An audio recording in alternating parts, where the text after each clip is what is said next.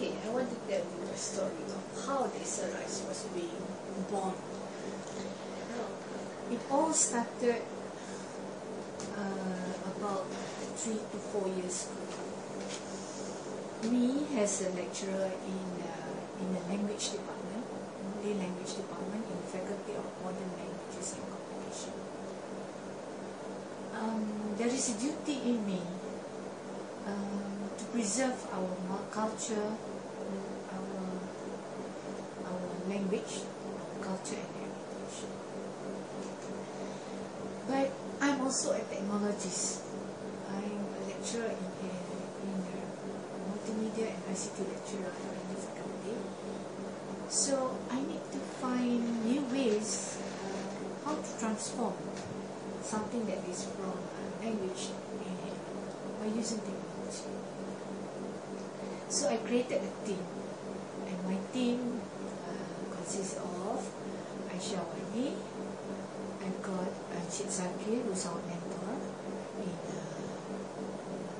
in OHA, and we have my content developer and researcher with me, where we find we were the one who tried to get materials for the initial part of our design development of Desarice. Now Desarice was being inspired to the fact that our culture and heritage languages need to be preserved with a new version. I want our students or young generation to try to appreciate our language better, because this younger generation, they don't like about old things. They don't like about when I talk about words that is memory-bound, forgotten words. Who cares, they say. When I ask them about materials who have been if we don't preserve our culture, we will lost it. Who cares again? So how to get these students get back to it? Now, I am a gamification specialist. I and David Woodley and the Serious Games Institute in University of Coventry, we were the initiators of Serious Games when it was first done with our Serious Games research group way back in 2008. We did that.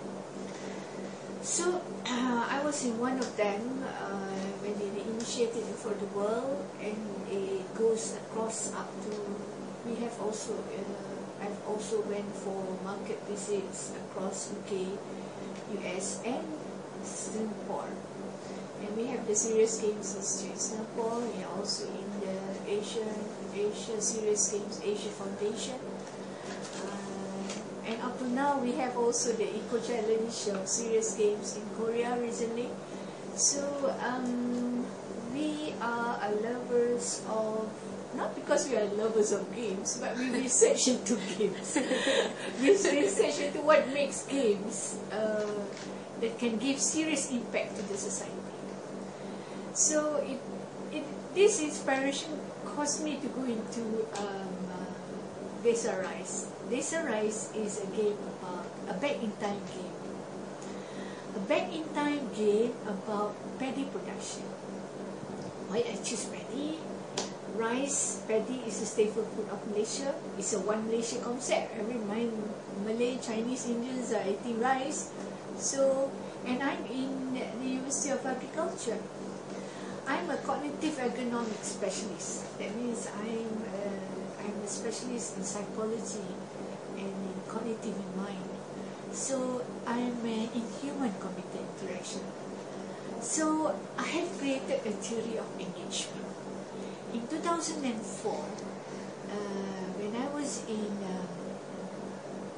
in a conference, Interaction Design and Trojan, IDC, I was with Alison Duran, the one who did on design of Trojan's technology. I was with Jenny Priest, who is the writer for human-computer interaction. I met personally, because my supervisor is a emeritus professor of human-computer interaction in the UK. That is even my supervisor, my examiner for PhD, is Martin McGuire. He's also the esprit of Europe. Any multimedia that enters Europe has to go through him. He's my internal examiner. My external examiner is Paul McGoutry. He's a consultant for MSc when he was a consultant in Malaysia. So I've gone through that with my PhD. I did a theory on engagement, and that theory of engagement was invented in 2004. And I graduated my PhD in 2005. I used that theory and I did a POC, proof of concept of that theory. And you know, with that theory, you know what I did? I used that theory, I tested in so many platforms. So one of it, I did a system to measure engagement. You know, when I did my PhD, I have to do a manual engagement system. I have a camera usability lab and see how people react to a game named The Sim. SimCity was a very hot game at that time. I actually dismantled the game and I managed to come up with engagement features from there. And I have different ways of trying to get engagement, what children want.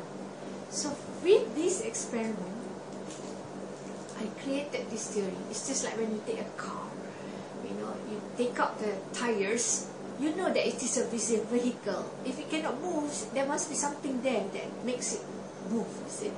So when you take out something, you know that thing must be there to make things engaging.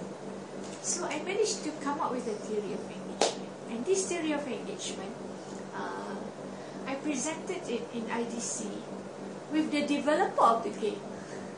The developer is Will Wright and Henry Jenkins. Will Wright didn't come, but Henry Jenkins was there.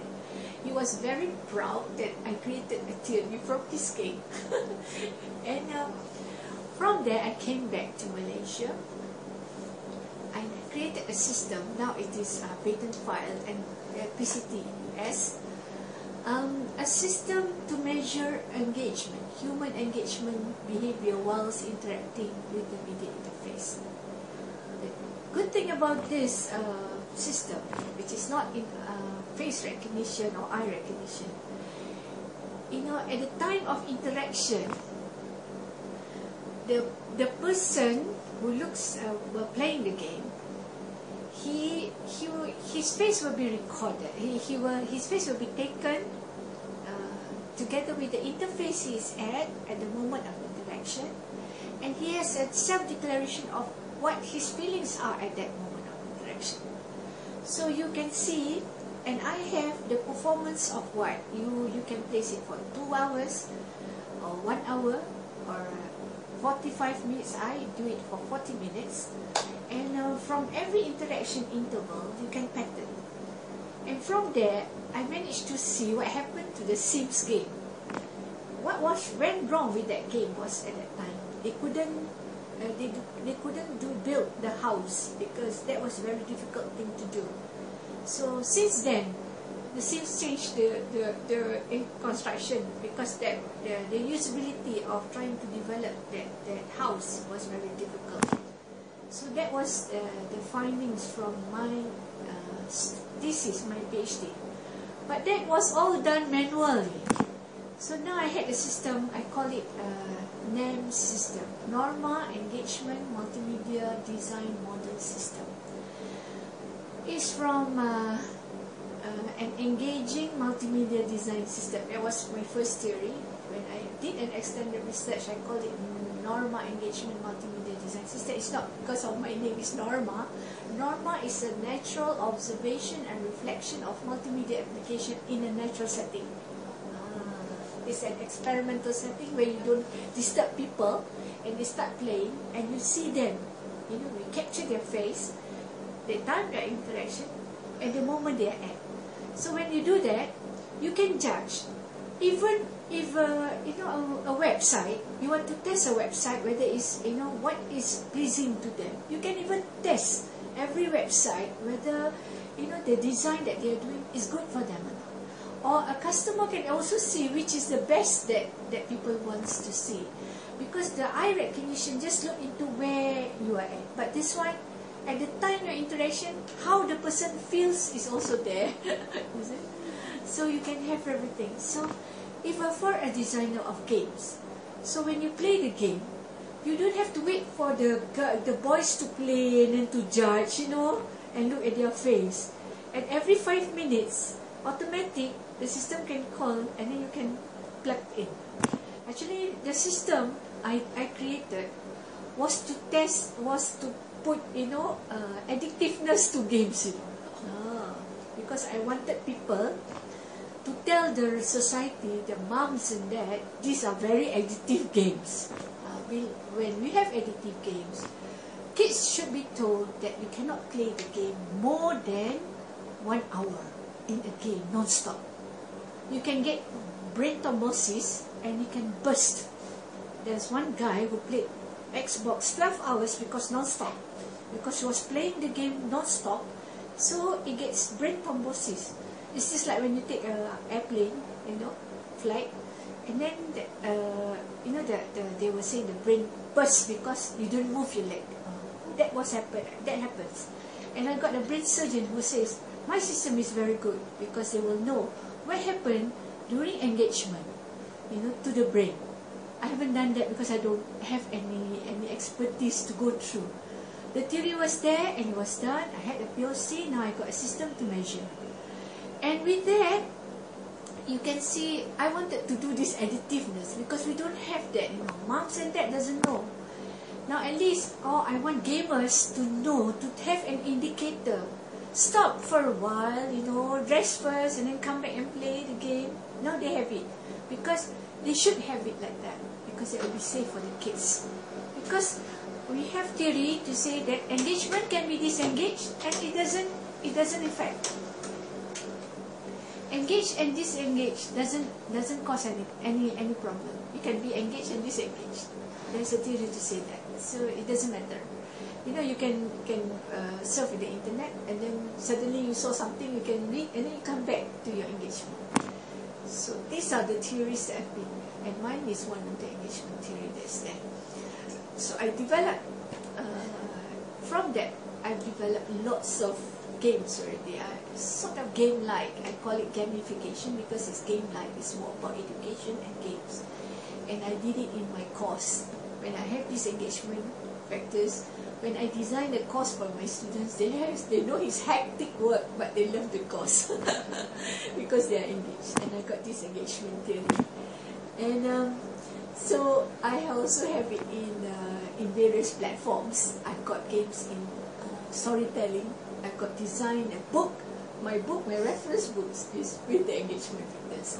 Actually, I've got a book now in process of manuscript, interactive kits, where all the engagement factors are there. But what is interesting, why I came to Desarice? No, I felt obligated because even though I'm a cognitive economics specialist and I'm in a faculty of Bahasa, you know, in the language faculty, I've got this duty to save our language. So I said, why not? I can even save this, you know. So I went, since I'm in agriculture university, so I tried. I choose something that is about agriculture. So I went to our museum. We got a museum in our faculty, is it? So we got this paddy museum with all the tools. And I'm from town. I haven't been to these paddy areas. I don't even know how it works. So when I asked my students, none of them knew as well. So I said, okay, you take these pictures. Then we go and see you ask your students, they are doing their project paper for my FYP and all that. I said, okay, you go and ask your students whether, all the students, whether they recognize these words. So with all the few research that have been done, and I did FRGS and all that, I found out there are 19 Marabon. We call it Marabon words. We call it in Malay, forgotten words. We call it hampir pupus. People remember, heard about it, but nobody bothers because it doesn't enter your mind. So these words are there, so I said, okay, now let's go and find out whether the things are around or not. So we went to Langkawi. We found out there is a museum in Langkawi, in Kedah as well. So we went to Langkawi. The tourist guy went to Langkawi and showed us all other places. He refuses to go to the Langkawi paddy rice mill, you know, the Langkawi paddy. He said, tak ada siapa mau pergi that place. I said, no, we want to go there because we want to find out. And I found there is live experience of how to plant paddy there, you know. That is a sort of a replica of how to paddy plant. But nobody came there, and it was run down. And I saw two visitors, you know, one Japanese and one Singaporean bring their kids, you know, to look at paddy, you know. So they were looking. So I said, there was some interest there. But how come? And then when I look into the museum, you know how it is being displayed? It was a Manila card of Tenggala, and then we saw another Tenggala, one big Tenggala right at the end, with no connection between the two. So I felt so sad. I said, why not we change it into a game? You know, we have gamers, and I know because I'm the gamification guy, so I know we gamers all over the world. Kids, older people are into games. So I said, why not we do it in a game form? So I asked them to take videos, and we still have these people using kuku kambing still. There are some people still using Tenggala, you know, and all that. And we go into research. There are words like dodarau, there are words like, you know, the activity during pastime. It was very interesting. And I never knew that. And the kids also never knew that. So when I played the game, and I had it video embedded. And we just, you know, with our budget, we just managed to get about a 2D miniature, but I felt it's quite cute lah. And when we did the game, and then we entered the PRPI in UPM, the exhibition for research, and we won the gold medal for that. We saw the kids coming from all over just to play the game. It was just a teaser of one montage game, but the kids coming, you know, we got about 100 kids coming, you know, playing the game. They were so interested, and they were asking us, bila mau ada dekat apps? They wanted into apps. We said, oh, how are we going to do that? We hope we can have people to help us to do that into apps. And then they were saying, the moms were saying, yeah, it's about time we have games in Malaysia like this, with good Malay content. Because, of course, we are from the Faculty of Bahasa, so our language is very, you know, structured. And then there are teachers who are saying, hey, we can use this, you know, as a teaser, as a beginning of our education, because we have a topic on paddy, they will say. I said, okay. Then I've got two visitors, you know, one of my students, one a Korean and one a Japanese lady. They were so interested. They said, hey, this is very interesting. And I asked them, do you have any paddy production in your country? They said, yeah. Do you have any forgotten tools that you have been using? Yeah, we have. Wow, then we can share. Why not we create a viral game about, you know, Desarice. We have it from all over the world, all about paddy production. We have it like Farmville, you know, and then we have it all, you know, all these games together. And then we can go from this country to this country and get all the forgotten words. And then we get a culture there, you know, a viral culture back in time. And if we have a developer to develop it into 3D and enter that environment, wow, I think it would be interesting. But we don't have the expertise, and we hope we can get people to help us out with that. And it can help our culture and heritage. It can help also to bring up the society back. And then when I went to, there is a seminar in DBKL from the School of Arts and Design. They call these people coming in to talk about the needs of new design, you know? And they were talking about airports. So they were saying now most airports looks the same. So every airport is trying to have a culture embedded in them. So like Taiwan, they have the Chinese, all the Taiwanese culture in the airport, even the crowds and everything. So I was thinking, why not? Why not we have this game as a teaser? While waiting, the kids were playing, you never know. Oh, this is Desarice. Where is it? Oh, in Langkawi. Why not? We go to Langkawi, right? And suddenly everybody knows about Langkawi. And the hotel guys will say, oh, I've got a hotel in Langkawi. And somebody says, oh, I've got a resort in Langkawi. And then after that, another people will chip in. And then we can have the whole thing, even as tourism. So I felt that that is a dream, but I think it's a reality, because my theory says that I want to benefit engagement. I wouldn't want a game that's addictive but not benefiting to the society. I want an engaging but educational stuff that really puts the hearts into it, and we can unite everybody into it, you see. And so I felt if we can get into this game founders, I think it will be very interesting.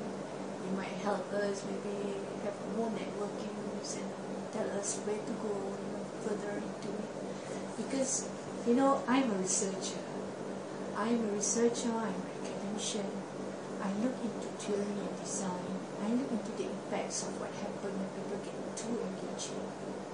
I know what is happening to the kids. If you look into my YouTube about theory, I was telling them, once it is inside you, it could be positive or negative. And you'll be staying there, the positive and negative values. So if you want something that is engaging, make it beneficial so that it doesn't destroy the society. And if it becomes a bug, it becomes a viral, maybe it is a platform where other people were trying to save their environment and their society and their culture as well. It could be something that we can create, that type of vision to the society. I'm also doing how to preserve the manuscript, the Malay manuscript.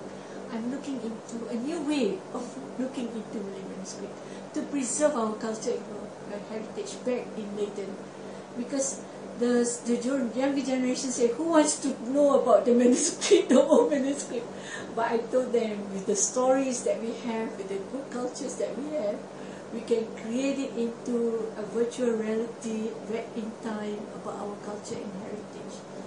And they say, oh yeah, then they were like, this is something that we have to build, because this is my contribution to the university. So I